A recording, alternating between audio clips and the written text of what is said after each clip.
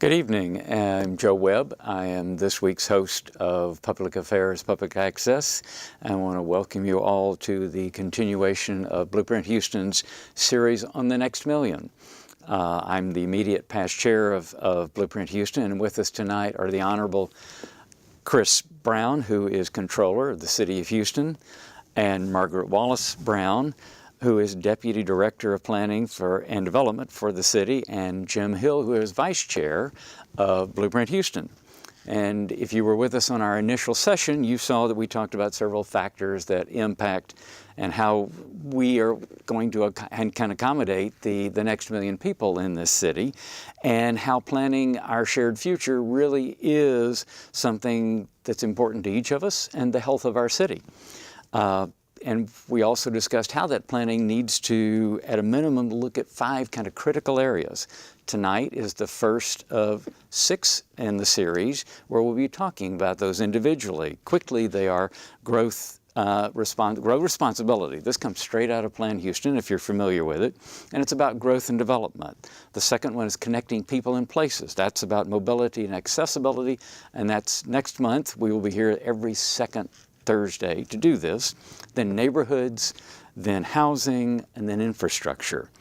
And with that, tonight we're going to go in and explore 8 things that relate to growth and development, and I'm going to hand this over to Jim Hill to do a little bit of introduction.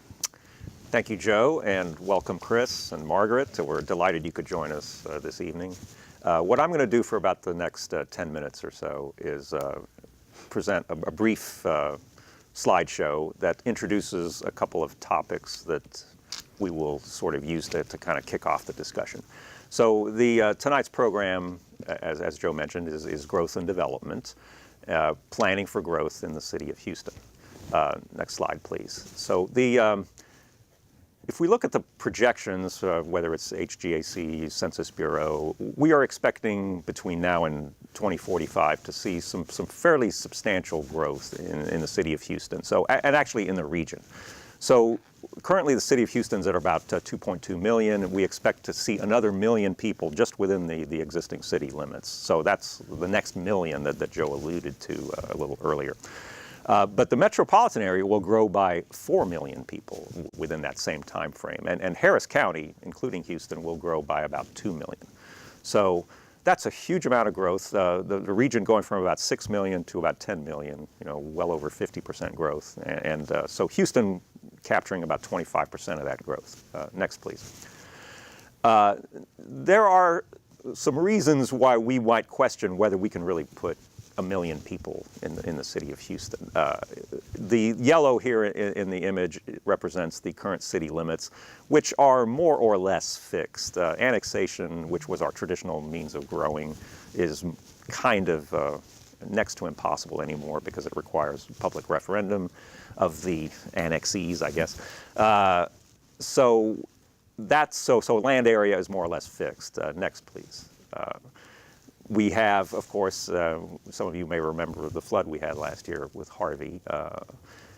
Considerable amount of our land is in floodplain, and we're now talking about tightening some of those regulations, whereby we might actually take some developable land and currently developed land off the table entirely. Next. And we have many areas in the cities that are already developed and are deed restricted and otherwise protected, whether it's something like parkland. In this image here, you see Memorial Park kind of up in the upper left there, and then below that is River Oaks. You're not going to fit any more people in River Oaks. That's more or less stable the way it is. But you see some areas, for example, uptown there on the left, which that has seen some substantial redevelopment, and that's an opportunity in Washington Avenue corridor, Westheimer that you see in the image. We have some opportunities for densification, which are already happening, and will continue to happen. Next, please. But growth opportunities are limited. This is a very interesting graphic from the planning department that shows the blue dots represent platting activity over the last several years, the size of the dot meaning the number of lots associated with it. And you can see that within the city limits, it's all kind of small-scale stuff. It's the lot that gets subdivided into several townhouse lots. That's kind of what's happening now within the city limits. The game of large-scale subdivision of raw land is more or less over with within the city limits. Next, please. So we are going to continue to have conventional suburban growth. Remember, 3 out of the 4 million people coming here are going to be outside the city limits. And we're going to be faced with the problem of how do we connect those people to the jobs, which are still going to be predominantly within the city of Houston. So we've got that problem. And then in the city itself, we have the growth that's happening, the densification, can sometimes be, well, unwelcome in the community. And that's that graphic on the right is the Ashby high-rise, which has been a very controversial project. It's still controversial, I guess. Next, please. So Blueprint Houston has always said, it was founded with the idea that we need to have a plan. And through a lot of hard work and perseverance over many years, we finally got there, and Plan Houston was adopted several years ago by City Council with considerable pushing and some financial support on our part. And we actually have a plan, although I would say it's the start of a plan. It's a good framework. There's some great stuff in it, but we've got to continue to flesh it out and really put some flesh on the bones, so to speak. Next, please. Spend money wisely is one of the core strategies of Plan Houston, and we're delighted to have Controller Brown here with us, Chris, to talk about this. So for tonight's discussion, if we go to the next slide, please. These are a lot of the actions that went along with the core strategy of planning wisely. I'm going to just give you in the next 2 minutes just a very brief outline of the proposed budget. So the city of Houston has about a $5 billion annual budget. These numbers up here are in thousands. So, and about half of that money, 45% of it, is general fund revenues, which pay for public safety primarily, libraries, and debt service. The other 3 pieces of the pie there are so-called enterprise funds, which things like water, sewer, aviation that are kind of self-contained and sort of maintain themselves, have their own revenue sources, et cetera. General fund revenues, if we go to the next slide, are, again, this is just that half, more or less half piece of the budget. About half of that is funded by property tax, and then we have also sales tax. It would be the red piece and a few other fees and so forth. So the general fund revenues are about $525 per person come from property tax. That's about what it works out to per capita. Next, please.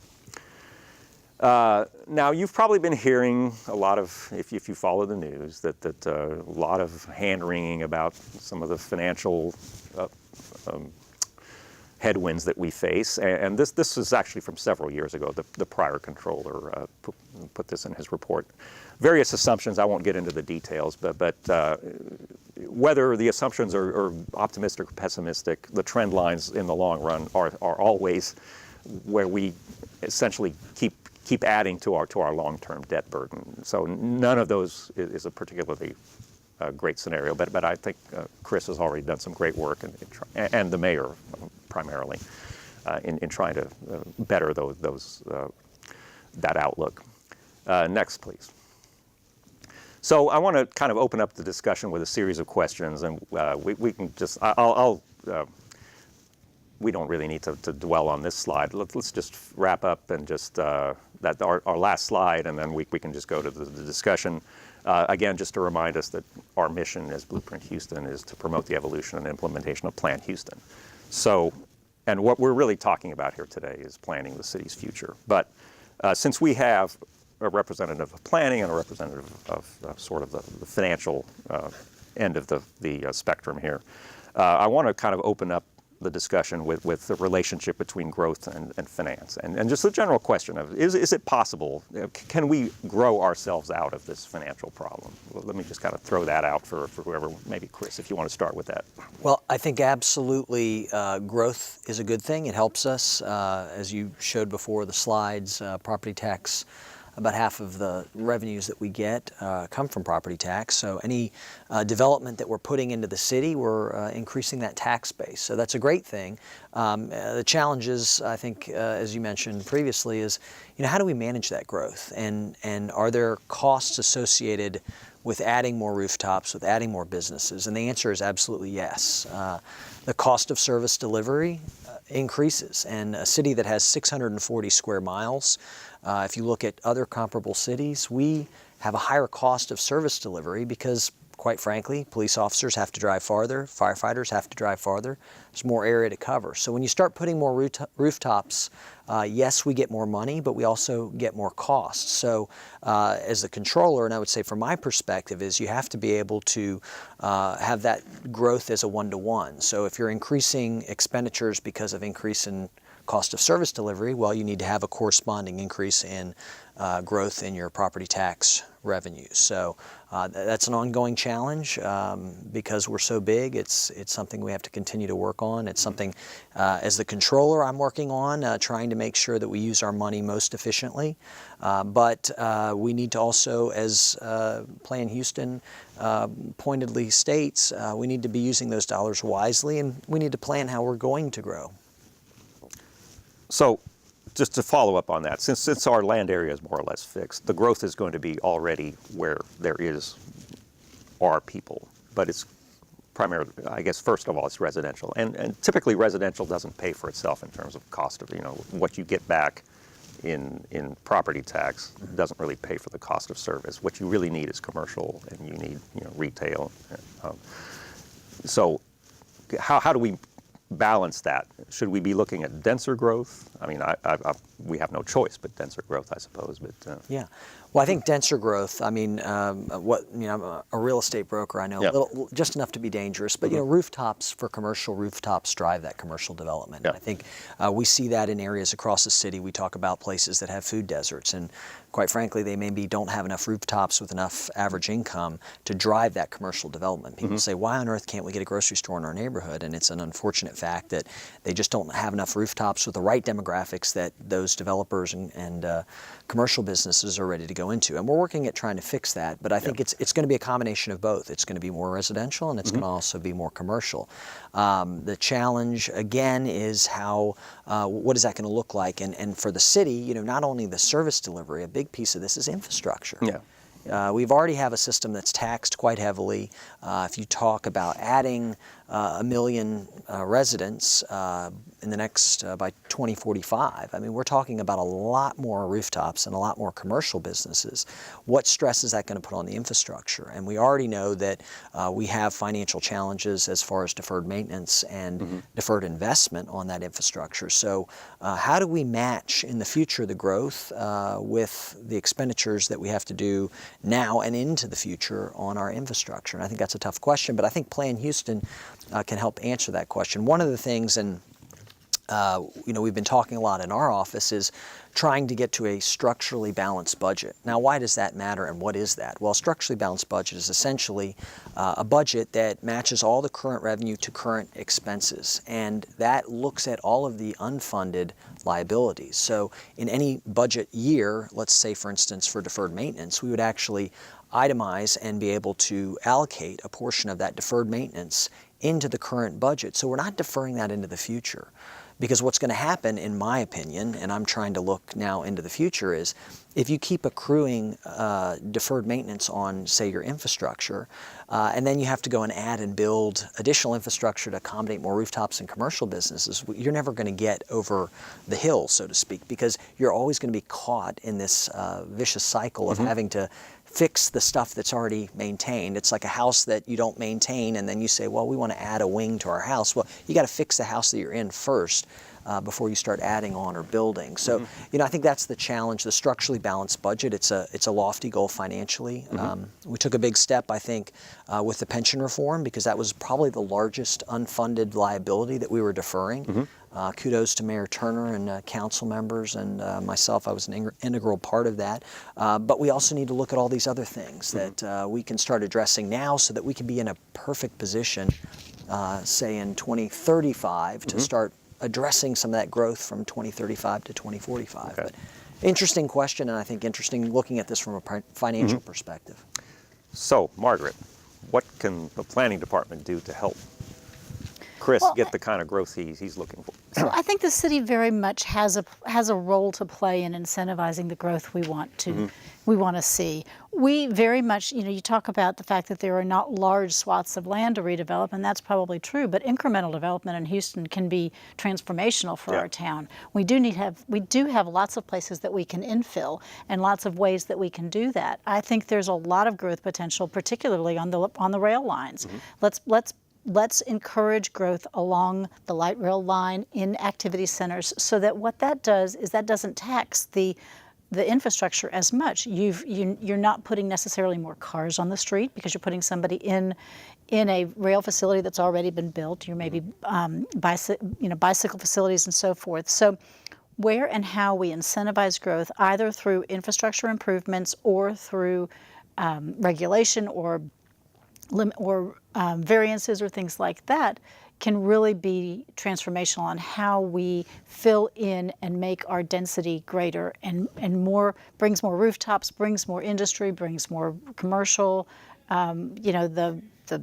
The old historic way of building things, you put a bakery on the first floor and the baker lives on the second floor. We don't do that very much in Houston. We don't have mixed use very much, and we also don't have very much mixed income neighborhoods. And so how we can encourage that combination of uses and incomes through incremental and infill development is really important. Yes, but we have a history in this town of not being reluctant to, let's just say, of telling developers what they should be doing. So, incentives are great, and I hear you there, but the fact is we already have more or less unlimited development, right? Well, so how do you really go about? I guess I'm going to push back on that a little bit. Okay, we do have regulations. Yeah. We very No, of much course have you do. regulations, Yeah. and how we deploy those regulations and how we maybe refine them so that they're context sensitive. How we move from a one-size-fits-all type of regulation to one that has perhaps different parking regulations if you are building next to a rail line or any of those other options. The city absolutely has a role to play in incentivizing how we grow. We can choose to incentivize bad options, or we can choose to incentivize good options. And are you actively working on these? So we are. The Walkable Places Committee's been working for a year on how to allow context-sensitive development in areas that should be and could be more walkable. And so that will end up probably with a set of regulations that would that affect parking and store and facades and so forth. And so that's one piece of it. We have a list of Chapter 42 changes that we'd like to make. We are going through that regularly. The Complete Communities initiative that we're working with all these 5 communities, we're looking at walk sheds and incentivizing walkable places in those areas, because 40% of the people who live in Third Ward don't drive a car. But yet Third Ward is built for cars. So how do we help those people get to where they need to be? And we're looking at all of those things. The Complete Communities initiative that the mayor started is one way. And then there's a lot of other ways. Protecting we're managing historic districts. We've just gotten applications for 2 more historic districts in Houston after having gone for a number of years without getting any. And those, historic districts serve as a way of kind of leveling and maintaining the stock that we have, but also allowing for the growth in those surrounding areas so that we can work on keeping Houston affordable and maintaining some sense of the fabric of our communities in our residential areas, but allowing the growth that surrounds it. Well, Margaret, you brought up the point about focusing on where light rail is in particular. I mean, once that system's built out, and I'm going to misremember the quantity of stops, it's 90, 100 stops, and where you can focus that kind of development. But what happens, how do we incentivize and get people to develop in places where we don't have that? That becomes where I think that some of the biggest planning initiatives that we could pull off in the way of giving somebody an operational way to do it. And his question is how, when we don't have that great leverage. So it's kind of... I'm not sure I understand the question. How do we incentivize people to build not on the rail line? Yeah, and how do we make it to their advantage. I mean, because we've not quite done that, to tell you the truth. And the question is, how do we, when we don't have that incentive, is how do we do it? How do we help somebody understand? Do we change the way we do our transportation in the city? I know Metro's looking at revamping again and looking at a new plan. Is it more fine-grained? Do we focus mainly on the walkable neighborhoods?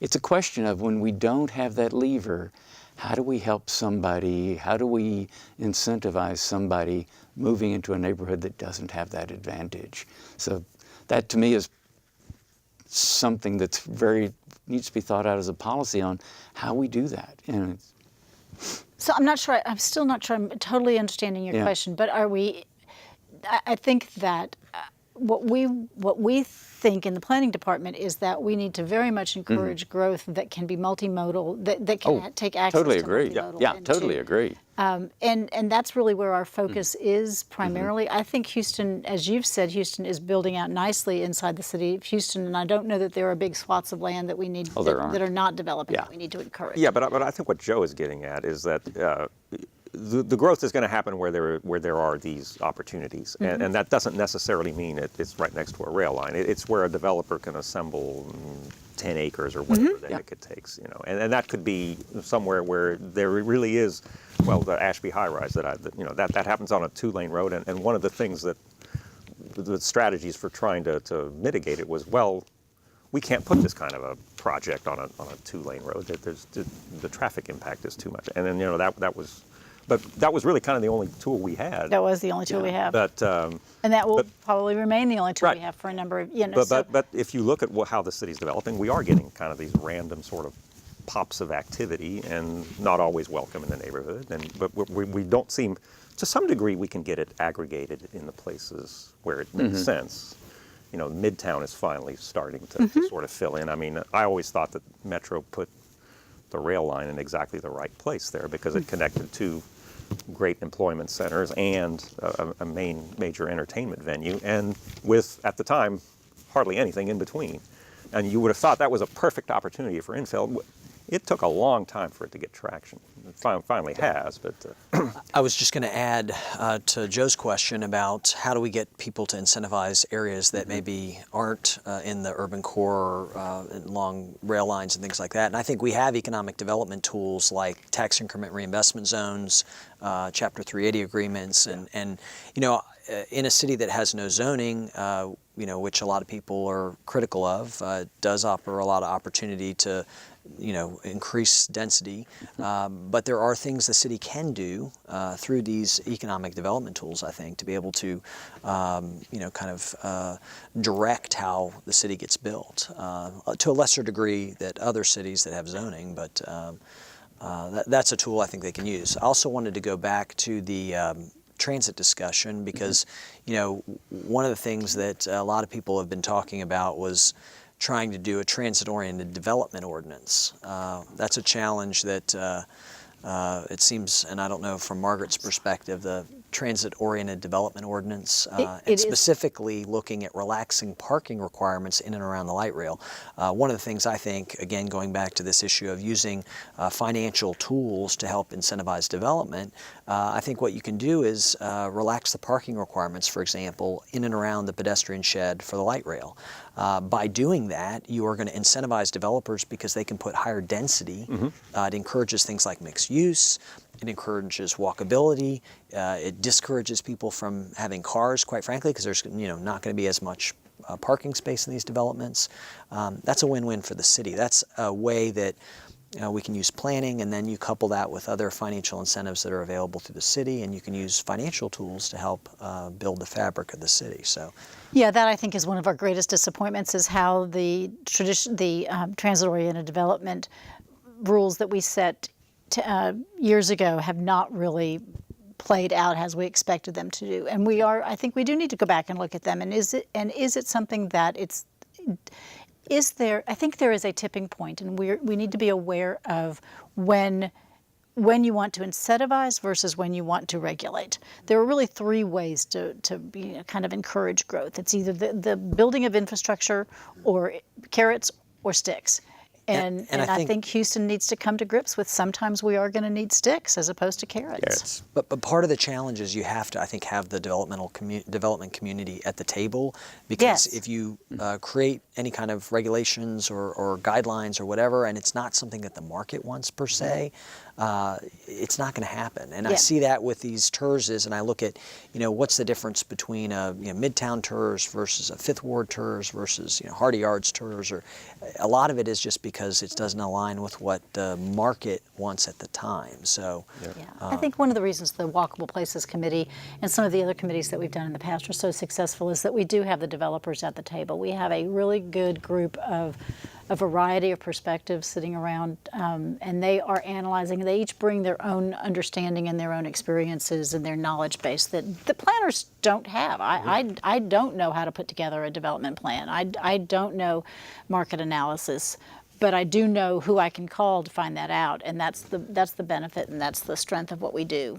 And I'm going to break in here because I understand we have a phone call waiting, and my apologies for being a little slow getting to you. That's okay. Thank you very much for getting to me. I'm a resident in Maryland, and I actually have two questions. What are y'all concerns about the development as far as if any construction is going to go on, and will that actually worsen the flooding problem that we have around Houston? And two, as far as the transit concern, I actually like the old transit service better, but with the new implemented transit service that should be going on 2 years old now, it's actually slower than the older one, and it's less expanded now. I'll just call and watch. Thank you for taking my call. Well, thank you for calling. I can say a little bit on the transit bit right now because we know Metro is in the process of reevaluating their whole plan. So I think we need to kind of see what evolves out of that, because I think they are trying to listen to the community. So yeah, I think that's going to be an issue we've got to address. As to the new building and flooding and all of that, any one of us can take that, because I'm aware of the regulations are changing, how it's going to impact, and if you saw the Chronicle today, there are a lot of people buying property right now because they're just buying property at off prices because people are trying to get away. But the question is, are they going to solve the problem? Probably not, maybe not, who knows? I think it's a big problem. I'm watching Margaret here. There are a lot of people, a lot of really smart people who are working on this in a lot of ways. And one of the things the City of Houston's doing, and I'm going to kind of take us a little bit off topic for a moment, and we are negotiating with Rockefeller Foundation to become one of the city's 100 resilient cities. And in the Rockefeller definition of resilience, it is much broader than just flooding. The urban resilience really deals with how do you help an individual and a system and a community and a city become more resilient, both economically and against any types of shocks and stresses that could affect it. And in Houston, we think about resilience as being flooding, but we maybe ought to think about cyber attacks, or perhaps we ought to think about we had a drought several years ago, and water. Maybe we're not as water secure as we think we are. So there's any number of shocks that a city can face, and then they talk about stresses and what are those things that just kind of eat away at you every day, and what makes life and your quality of life a little bit less. And so Rockefeller, this process that we're going to join, is an amazing opportunity to look at Houston from a much broader sense and identify resilience. And so what it will do is it'll address some of this. Maybe as a community, we should be thinking about the opportunities for, as we've talked about, growth inside the city of limits, and how do we address growth in our extraterritorial jurisdiction. Maybe it's about the spending money wisely in terms of investing directly into infrastructure in the core as opposed to, or encouraging and trying to rally the region around understanding that transportation dollars need to be spent in the core and not in the outlying areas that would create more traffic problems out there. Yeah. So there's any number of ways to look at that. I know that didn't answer his question directly, but it's a framework to look at everything beyond flooding and as a holistic way. And as a result of looking at it broadly, we can maybe do some better work with flooding. Yeah. I'll take a stab at answering, I think, the first question that the caller had is specifically related to Meyerland. Meyerland has seen repetitive flooding. A lot of these homes, I know some of these people have flooded 3, 4, 5 times in the last 10 years. So it's a big challenge. I think the city, in the way the city has responded is by amending the floodplain ordinance. And what that previously was, I think, that we had to be 1 foot over the 100-year floodplain, so the base flood elevation of a structure. Now you have to be 2 feet over the 500-year floodplain. So I've read an article recently, it may have been on Swamp Lot, but they talked about the most recent new construction in Meyerland, and it is essentially 10 feet off the ground. I think the nickname is the Swamp House. So from a son of 2 architects, from a built environment standpoint, how does that change the character of the neighborhood? For those that don't want to rebuild, what does that mean for them? And they've been substantially flooded, in the last 5 years, some of those with Memorial Day, Tax Day, and now Harvey. So that's 3 strikes. So a lot of these properties won't even allow them to rebuild, I think. And there's a buyout program coming. So, when you're talking about, I'm trying to put my planner hat on as a son of a planner, what is that impact to the neighborhood from a built environment perspective? When you have one house that's going to be 10 feet, then you're going to have that old ranch house that's still there that they decided to redo, and then 2 vacant lots. Like, how does that affect Meyerland's character? Because Meyerland is a very strong neighborhood. I mean, I go to the Meyerland Civic Club Association, and they're very active, and people there are really engaged in the community. But how is that going to change Meyerland? So that's a tough question, and I think you're going to have to look going forward. But at the end of the day, something I think has to be done in response to the flooding, because you can't let people continue to flood. So. But I want to reemphasize that, flooding mitigation, I think this, I hope that Harvey will be, again, a true turning point for Houston. We were talking earlier about turning points, and I think that 3 times in 4 years is a lot, and that Harvey may just be what we need to rethink how we, it's not about an alternative to growth. It's about how we grow. It's alternatives to how we grow. And I don't think anybody in Houston or in the region wants to discourage growth by any means. But how we grow and how we grow that we maintain safety for our residents is important. And the Chapter 19 changes are a good step in that direction. Well, I think even Mayor Turner said it pretty well. Earlier this year, we did a presentation on the next million to the mayor and to a bunch of people downtown, and he in prepared remarks was admitting that we've got to rethink where we develop, the flooding issue, services available, all of those things. And his I'm going to misquote him, but he was basically saying we're not going to build out, we're going to build up, we're going to get denser. And he didn't mean crowding, he meant it's just we're going to be more efficient at how we use the land. Mm-hmm. So that's kind of where it's headed, and how that impacts an existing neighborhood is, boy, it does make a difference all of a sudden. It's going to make a difference, and I think, the other thing about this and using dollars wisely, FEMA's getting smart in the sense that they're saying we're not going to keep paying claims out on houses that are repetitively flooding.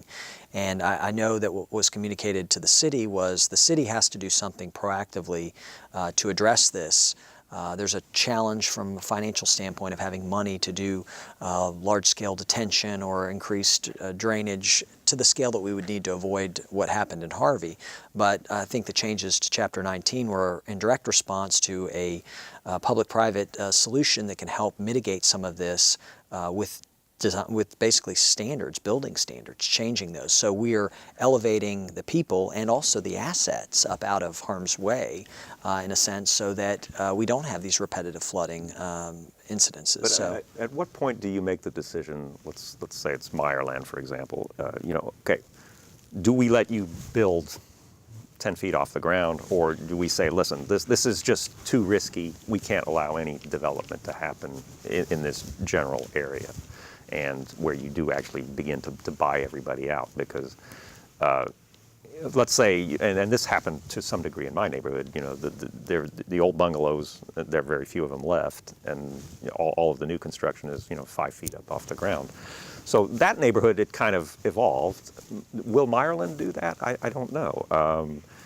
You've got, if you're still there and you're not able to rebuild your house, or even if you have elevated your house and the next flood comes, I mean, Meyerland is going to flood again. Okay, so your house may be high and dry, but your car is gone, your power's out for 3 or 4 days or something. At what point do you say, look, it's not smart to do this, let's just forget about Meyerland and move to somewhere else? Or do we really say, okay, yeah, there is a way with tighter regulations that we can redevelop Meyerland in some other way? I think luckily, because of the patterns of water it tends to pool, I mean, and just the functions and properties of water, there's a solution there. I think it's a combination of everything, to be honest. I mean, we're going to have to spend more money in improving the stormwater infrastructure. We're going to have to continue to finish and widen Brace Bayou.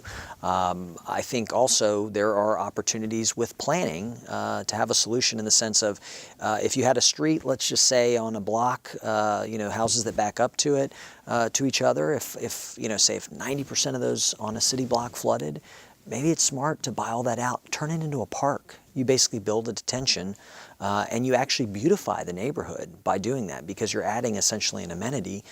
This goes back to, again, the transit-oriented development. If you want fewer cars, incentivize more dense development, less walking. Same thing with Meyerland. Like, if we just take the opportunity to buy those out, have a coordinated effort, build a park that's basically more detention space, it could end up beautifying Meyerland. But I think it's going to be a combination. There's still going to be people that build. I don't think the buyout programs, unless I'm misunderstanding, are still voluntary. I don't think they have mandatory buyouts, so it'll be up to the individual homeowners. And as long as you comply with the new Chapter 19 regulations and you build 2 feet above the 500-year floodplain, you can do that. So there will be people that decide to do that.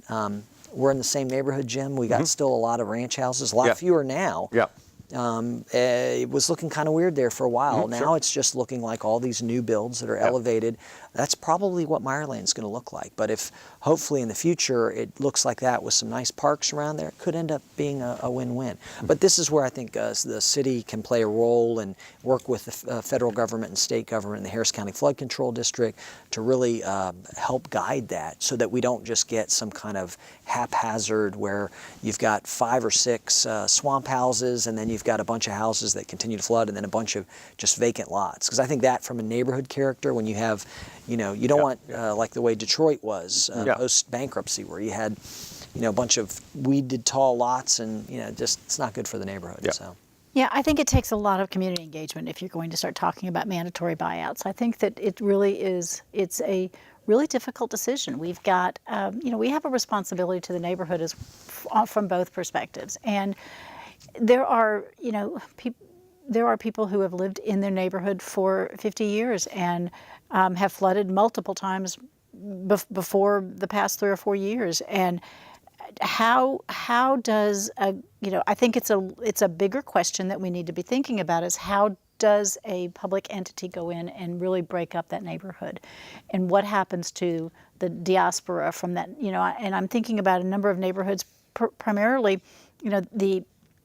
there's a large community of Orthodox Jews in the Meyerland area. Well, they are there because they are close to their synagogue. Right. And if the city starts buying out properties on a mandatory basis, I think there's some implications that we need to be thinking of. So it's, it takes a lot of community engagement, it takes a lot of listening, and it takes a lot of compassion and really long, reasoned thoughts going through any of that. And it's not an easy thing to do. And maybe there's some out of the box. Margaret, I think, did you work on a Lamar Reinvestment Zone number 1? I did. Okay, so I did. I'm dating myself. You just dated me. I'm dating myself, but in high school, I was a part-time worker, and I did community surveys for Lamar Reinvestment Zone number 1, which is the first tax increment reinvestment zone in Houston, now St. George's Place. Redeveloped that blighted area behind the Galleria. So that was a tool that they used to improve the neighborhood. Maybe there's opportunities for Meyerland. I mean, it's out of the box, but what if we did a tax increment reinvestment zone for Meyerland, set a baseline increment, which would be low right now because these areas are flooded, the house prices are lower, and then you take the increment, you use that to reinvest in infrastructure, street beautification, buying out, something to that nature. But I think there's opportunities there is my point, and to be able to use some of these tools that the city has to help these neighborhoods come back. Yeah, one of the things New Orleans did after, I've had a number of conversations with officials from the city of New Orleans in the past year for various, obvious reasons. One of the things that they've done since Katrina is that they actually did an internal analysis of where can we hold water. And let's find every single place we can hold water and make it something that works for us. And their street design standards, where they have parallel parking on the exterior lane, they've redesigned their design standards so that parking lane is permeable now, because they've decided those are more square inches that they can hold water. And so it's really going to take work like that, really analytical work also. It's going to be from every area, you know.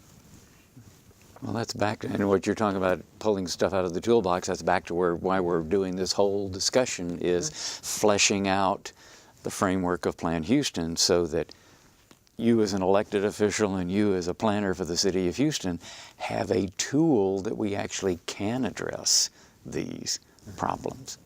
So it's dead on. The caller mentioned something about getting back to the transit part of his question. He said that the new system didn't work quite as well for him as I guess the old one, which I think what he was referring to there was that shift from that sort of centric route system where if you were going, if you didn't happen to be going downtown, you had to go downtown to go where you were trying to go, and now they've tried to turn it into more of a grid system. And maybe the caller was trying to go downtown, and now he's got to go north-south and then transfer to an east-west route. So, there's always going to be, I guess, winners and losers as we try to change our policies. We hope for the better, but we can't always satisfy everyone, I suppose. Does anybody have any comment about that? I mean, I know transportation is going to be a huge issue right along with flooding in trying to address and manage growth in the future. We haven't really touched on that very much. But Well, I'll touch a little out of the box just because we're talking about the future and planning. And when you're looking at transportation, and the buzzword has always been multimodal. We're seeing a lot of disruptive technology in all sectors, but specifically in transportation. And one of these things is now, I took an Uber to get here today. Yeah. Very easy, Right, ride share. And, even taking that a step further, they're developing autonomous vehicles. Sure. So when you talk about multimodal, what does that look like, let's say, in 2045? The interesting thing, I think, for Houston, that has been a car-centric city, that has not, for political or whatever reason, had the rail development. In 2045, if autonomous vehicles or if ride-sharing continues to gain market share, that's one of those modes of that multimodal. And actually, I think the interesting hub-spoke road network that has been built out is actually beneficial for that particular type, albeit car, and let's hope these are all electric cars, right? Because much better for the environment. But I think we have to take a very progressive stance in looking at transportation solutions going forward, because I think that the market is shifting, and like all these other technologies, I'm tethered to my Apple smartphone. 15 years ago, no one had, I guess they used to call them PDAs, personal digital assistants. No one had that. They didn't really do very Now, much. now everyone has that. And that curve was very quick, that adoption curve. Within 5 years, iPhone came in and boom, everyone had iPhones. Yeah. So in talking about, and this gentleman that called about shifts in, Metro's making with transportation, what's that going to look like? For example, and then just putting it out here because it's a discussion, how is Uber integrating with Metro? Yeah. Because Uber is growing quite quickly. Metro, I know, is expanding and growing. But what does that look like, the two of those? Because we want those to complement each other in the future. Sure. We don't want those to compete against each other. And that's the key, is the complementary. We have got to figure out how to get people out of their cars more, and to be willing to get out of their cars, because how many of us were have heard Dr. Kleinberg say, for however many years he's been doing the survey, traffic congestion. Still number one. Still number one. Yeah. And, When times are good. Yeah, that's good. And That's when true. times are bad, it's the economy. Yeah. That's true. But to really figure out how to move people and goods around this town in an efficient and effective way is going to take some out-of-the-box thinking, as you were talking about earlier. It's going to take all sorts of incentives and regulations probably to get us into more of an effective bus route, to get us into ride sharing and bikes. And the bike plan, we have $100 million, I think, we're putting into the bike plan implementation in the next several years. So bikes, walking, cars, it's everything. We need to figure out how to get people from one place to the other. I really like, and not to harp on these financial tools, these economic development tools the city can use, but I like what the city did with the downtown housing initiative. By doing that, incentivizing basically residences downtown, developers to build both condominiums and rental apartments, it got a lot of people to live downtown that work downtown, so they're not commuting, so they're walking. So I think that's one piece of the puzzle, is where are all these million people going to go? Well, we can help guide to a certain degree of getting them in the inner core and getting them along the light rail line. The other piece, I think, is the transportation piece, and then how do we have a role in developing and looking at how we're going to move all these people. They're coming here, and if we think traffic is bad now, add 1 million people in the city of Houston, and worse, add 10 million people, or I'm sorry, have a total of 10 million people in the MSA by 2045, and you're going to have people that still live in Katy, that go downtown or Pearland or the Woodlands, and again, those VMTs go up, and it's going to be complete congestion because, as my father, Peter Brown, loved to say, is you can't build your way out of traffic. I mean, the more lanes that you add, it just, people, it's the law of induced demand, I think. It just, they find the... you build a freeway, it'll get filled. It'll get filled. Well, It'll get filled. I-10, you can already see it happen. Build it thick. Yeah, so challenges. But I think you hit on I think the phrase is, Peter used to use the concrete begets concrete. Yeah. But you hit on a key point there with that downtown idea, because if you can get people living downtown where they work, and then you've really begun to reduce car trips. But I love Uber, but I haven't given up my car yet. And whether I decide to take an Uber or my car to dinner, that's still a car trip. Yeah. But how do we begin to reduce those car trips? That's really the key. Well, I think also if we look at when we talk about the future and disruptive technology, and I know the mayor has recently announced the innovation corridor. I think that's a fantastic thing, and trying to market Houston as an area that's trying to get technology companies to come here. And if you look at kind of where that corridor is from downtown all the way to the medical center, that's a perfect, it's got a light rail line, it's some connectivity to build and incentivize through these different economic development tools, development there that we can get more people in that area. I'm not a planner, I'm not an architect, so I couldn't tell you, but I would say that Manhattan and the density that has per square mile is 40, 50 times probably what that innovation corridor is. There's an opportunity to densify within that area. And when you talk about millennials, and I'm not a millennial, I'm a Gen Xer, but no, not even close.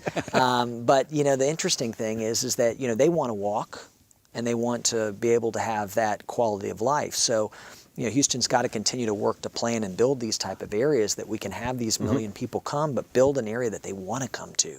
Yeah. Because that's the real key. If you don't build the quality of place, they're going to go someplace else. Right. Well, and that's the other thing I've noticed of late is friends have moved into our neighborhood who even have children because they're fed up with the commutes, so they're moving in. They're reevaluating where to move in because of the services available, the school system available, and the schools available, to tell you the truth. So I think we're going to see more of that is going to factor into not only the million, too. I think we're going to start picking up those people who are finally making the decision, move in.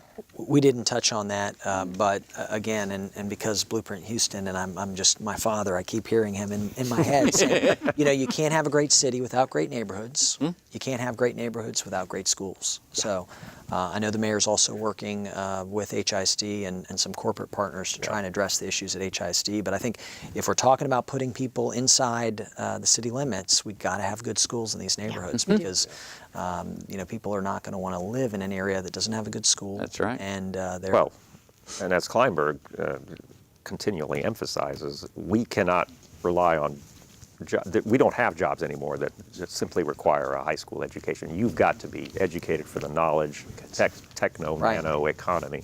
And, we've got to start educating kids early. In fact, his survey says people will actually be willingly taxed more for pre-K education. And we've got to have, at least college-educated people for this next million, in order to really get the kind of economy we want. That's right. So the question is, how do we get there? Well, we keep building we keep investing in the core. We invest in the core. We invest public infrastructure dollars into the core. We invest into our school systems. We invest any way we can into making our core the strength for the region. Because as the core, Waller County is if the core of the region falls apart, Waller County is not going to succeed. So let's rally the region to understand that investing in Houston and investing in our core and supporting these million people who are going to come into Houston is important for the whole region. I see that we've got a phone call.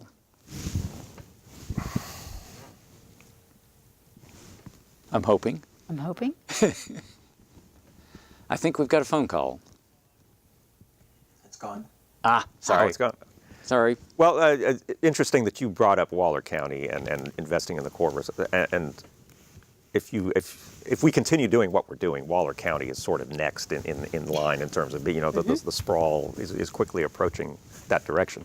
So are we saying that we, as the city of Houston, should be aiming for more than 25% of the growth? I mean, maybe Waller County wants to be filled with subdivisions. I don't think so, because I think I heard, at least, I don't know if it's the current county judge or not, saying, no, we love Waller County the way it is. We want to be, the farm. Yeah, I think we should be. I think we should be aiming for more than 25% of the growth. I think if we do it correctly, if we invest in what we have and we strengthen what we have, and we encourage development and encourage the outcomes we want, which is density along the rail lines, density in activity centers like downtown where people aren't driving an hour to get to their job.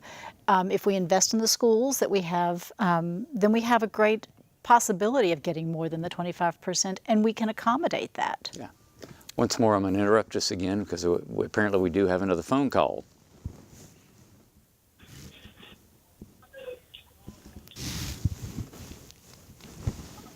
Hello? Hello. Caller. Hello, caller. Hi. I wanted to ask a question, and my question was, okay, so since Houston is a car-heavy metropolitan city where we mostly rely on our cars instead of public transport, is there a specific reason why we're going to open so many bike lanes as opposed to being more focused on, general public transportation?